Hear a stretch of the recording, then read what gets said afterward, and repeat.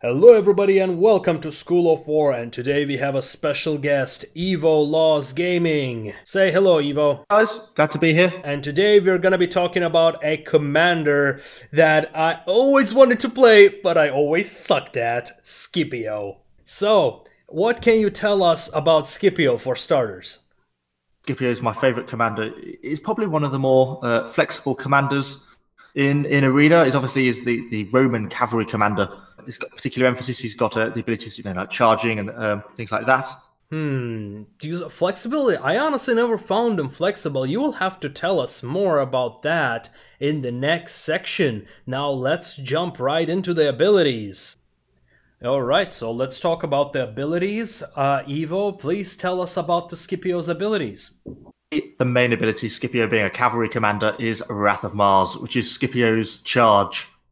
Now, sort of unlike some of the other units like the Barbarian Cavalry, where none of their commanders actually have a charge, Scipio has his own personal commander charge rather than a unit charge. So this means that it's all upgradable, so it gets things like much increased impact damage, acceleration and movement speed. Cooldown on it gets greatly reduced. By the end, the cooldown is down to only 25 seconds compared to, say, the 60 seconds you get on Barbarian Cavalry. Repeatedly charge in, hammer into your enemy, pull back, and rinse and repeat, and do that really quickly. So that makes him a really effective, sort of quite flexible commander, because you can repeatedly make use of those charges and get into fights. Probably the next ability really is Warcry. Particularly a good ability, Rout. It particularly focuses on lowering their morale, as well as reducing their melee defense. So in Scipio's case, it's particularly effective if you can charge into the flanks or the rear of an enemy unit, initial morale damage. Then you smash in with Warcry, which takes another 35 morale off their morale pool, and that will often get them to rout. And it's sort of that combination of that hard-hitting charge followed by that morale drop, which really makes Scipio quite a dominant force sometimes, particularly when he's fighting against infantry which are already in a fight. So charging into the rear of infantry makes him particularly effective. Oh, absolutely, absolutely. As an infantry commander myself, nothing ruins my day worse than the war cry after I'm flanked. That is your unit's rout, and you've got nothing you can do about it. Exactly, exactly. It's a devastating ability that is oftentimes misused. So, as you've said before, you're saying it should be used when you are flanking the enemy, right?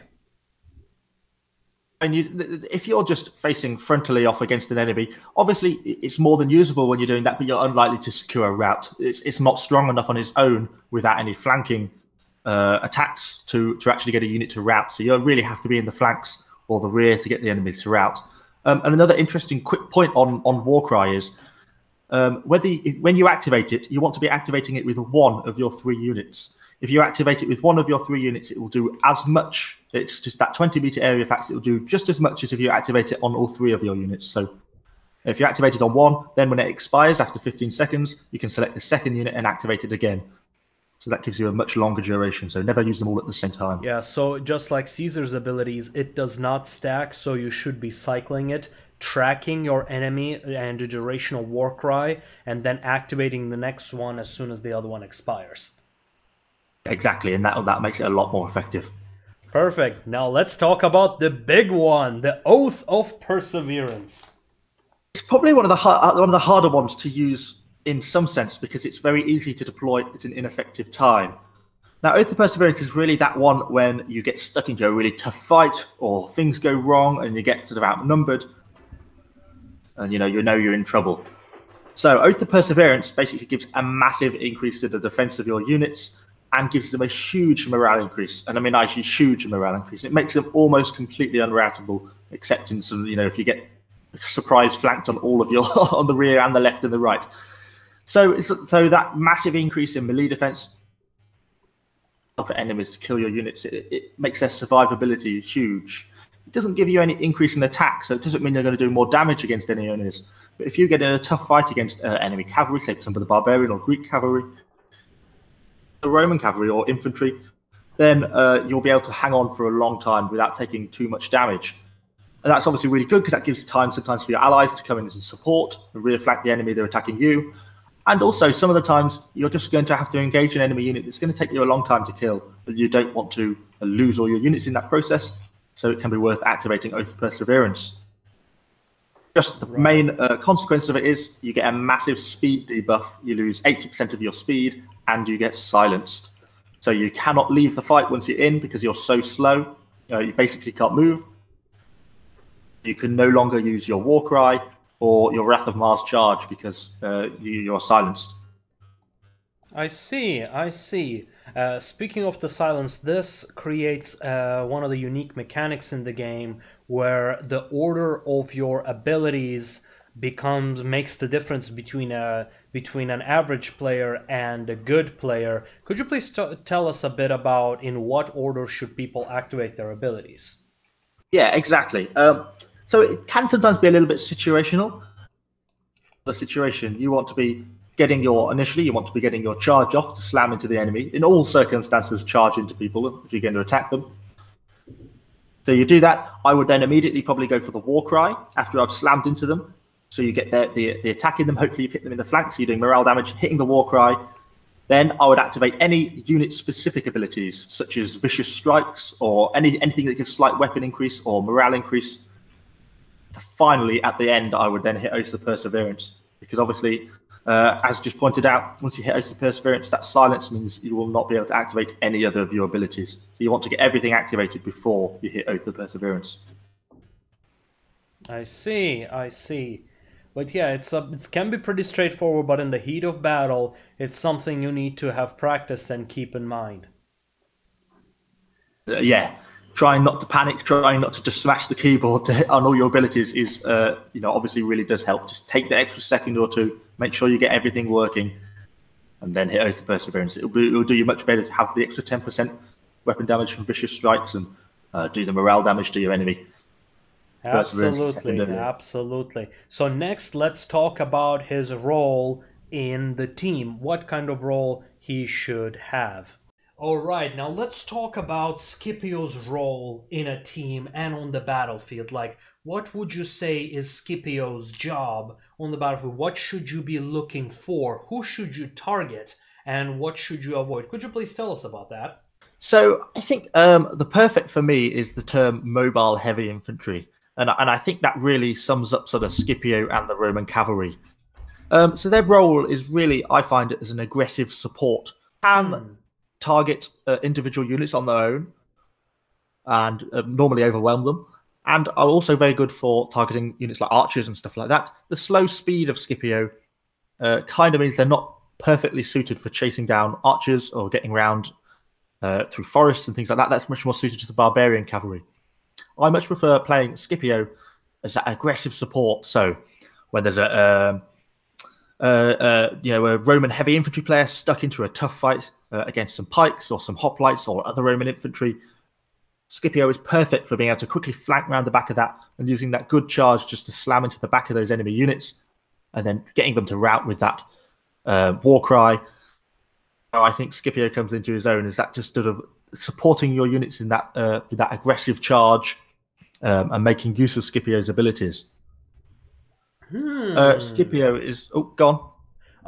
You see, the reason I'm kind of going home is because like I always considered cavalry to be its very own unit, to have its own role. Like, yeah, the fighting archers and everything is great, especially for Roman cavalry. I have noticed that because you have superior melee fighting ability, you have a better staying power. So I think for heavy cavalry, like, what would you say to the statement, Roman cavalry comes in, charges, keeps on fighting until the fight is won? Would you say that's correct, or should you keep cycle charging? How should you approach that problem? I think it's slightly situational. If there's a large fight ongoing, then and you've got allied support with you, and as long as you're not tackling something too much higher tier than you, then yes, they really do have that good staying power, particularly with the Oath of Perseverance ability. Yes, you can get stuck into those big fights where you charge into the back, using your War Cry and then hitting into Oath of Perseverance, because as you point out, they do have that extra heavy armor and really good melee damage, means that they do have a lot of staying power in fights. Yeah, I have also noticed one way that I'm using my heavy cavalry as Caesar is to intercept other cavalry because you've got a lot of armor, you've got a lot of defense, and you can hold the enemy cavalry. You can use them to intercept them. Can you use the like? Do you often find yourself in situations where you use the oath in such cases to protect your vulnerable units? You can do. When I'm fighting other Roman cavalry, yes, I will certainly be normally going into Oath of Perseverance quite early on after I've popped my other abilities. If I'm fighting other cavalry, such as barbarian cavalry and stuff, then obviously normally I have to lay an ambush to be able to catch them because of their speed. But if I do, I then don't normally bother hitting Oath of Perseverance. I prefer to have the extra speed and flexibility of being able to continue to move and use my commander abilities over popping Oath of Perseverance. I think the Roman cavalry are pretty tough and good fighting individuals on their own. So when they're fighting off against barbarians, I find they normally tend to win. Huh, how interesting. What about against Vercingetorix's Defiance and things like that? When you see Defiance, do you activate Oath? This is slightly different. Yes. In a short answer, yes, I would. Vercingetorix obviously makes things a lot more harder than, say, facing off against an Arminius commander. But yes, if a fight like that where it's going to be tough and they're going to be able to stick their ground, particularly, as you say, with Defiance, then yes, I would have popped both the Perseverance. Yeah, so that's honestly pretty eye-opening for me because I never thought that the cavalry playing could be so complex. So you're saying you need to keep track of the enemy generals, of what type of enemy units you're facing. So we talked about how to fight against the barbarian cav, but how do you fight against those Greek cavalry? Yeah, Greek cavalry are interesting. The real danger of Greek cavalry is their charge. Their charge impact is so high that no matter how you take it, they're always going to beat you in a head-to-head charge. So really, that's something you've got to try and avoid. To get them into hand-to-hand fighting once they've used their charge, and you can get them locked into a fight, then you really should be able to win. Using Scipio's abilities, like his war cry and stuff like that, should quite rapidly be able to get the Greek cavalry to rout, and then the Roman cavalry can really cut them down. The Greek cavalry will really struggle to do any damage to Scipio's troops. I see. Wow. Personally, the way I was using them, I charge away. I charge away from the Greek cavalry, let them just miss their charge or charge the unit behind me, and then hit them in the back. I have found that to be a useful tactic. Is that still the same with Scipio? It really is. Yes, baiting Greek cavalry out to waste their charge is absolutely perfect. As you're rightly pointing out, if you can get the Greek cavalry to use their charge, then they're basically finished because they're all about that charge. And once that charge is gone, then they have no real damaging ability. So yes, if you can bait that charge out, that's absolutely excellent and a really good way to play him.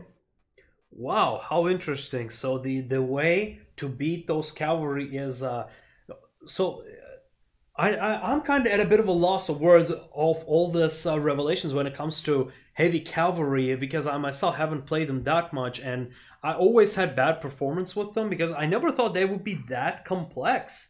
You're saying there are different tactics to deal with barbarian cavalry, Roman cavalry, and the Greek cavalry, and they're so diverse. Now, those aside, the cavalry's main goal to take out the skirmishers. What do you do with skirmishers?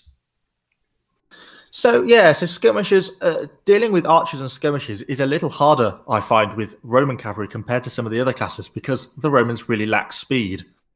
So about map positioning and trying to find a way to get close to skirmishers and archers without getting a face full of javelins in the approach, which is obviously the hard thing to do.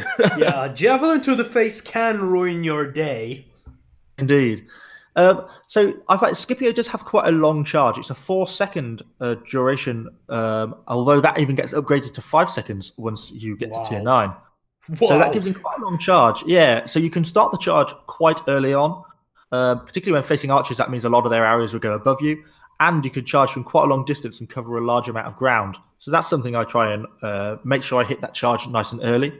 And then I just try and largely make use of map scenery, things like forests and trees to lay ambushes to get around people. And then once you're in and amongst the skirmishers, the Roman cavalry are just so effective. Scipio's abilities, Obviously, I would always activate a war cry on one of my units as soon as I hit those archers, because they will almost certainly rout just almost instantly. And that means then that they can't use things like the focused fire to keep throwing javelins and stuff at you, and you can just chase and cut them down. And the Roman cavalry do that so ruthlessly. Now that you've mentioned it, there is this one technique that I have been using, or more likely trying to use, with Caesar cavalry, which is I wanted to get your opinion on that. Which is, so let's say you're fighting in melee and there's no way to go around the enemy.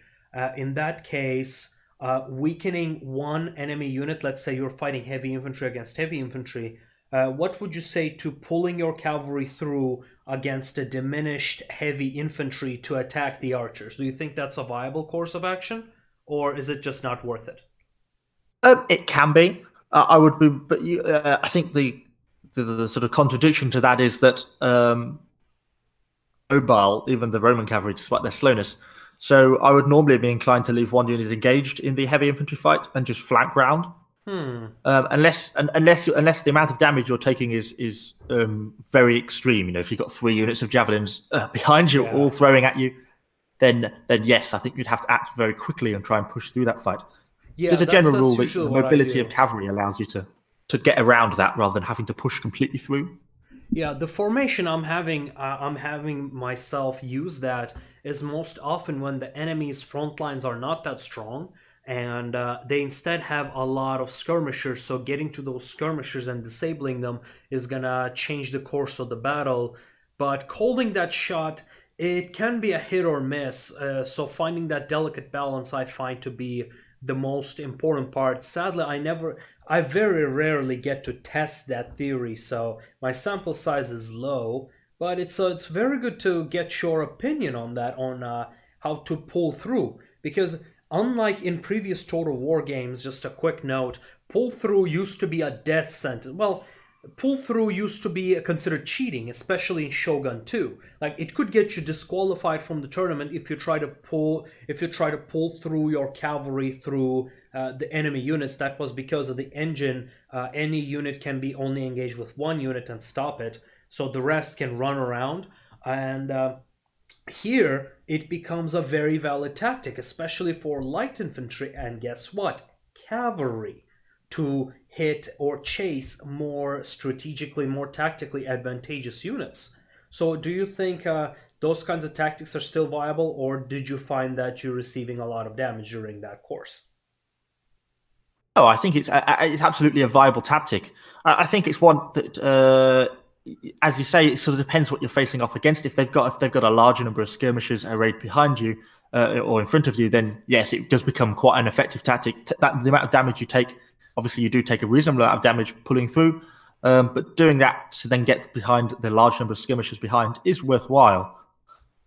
All right, Roman cavalry. It looks like we have already hit an 11-minute mark just talking about this. So let's try to wrap it up. Can you? So what would you say would be the last words when it comes to Scipio? Last advice, like how should people practice? What should they keep in mind? Have a go with Scipio.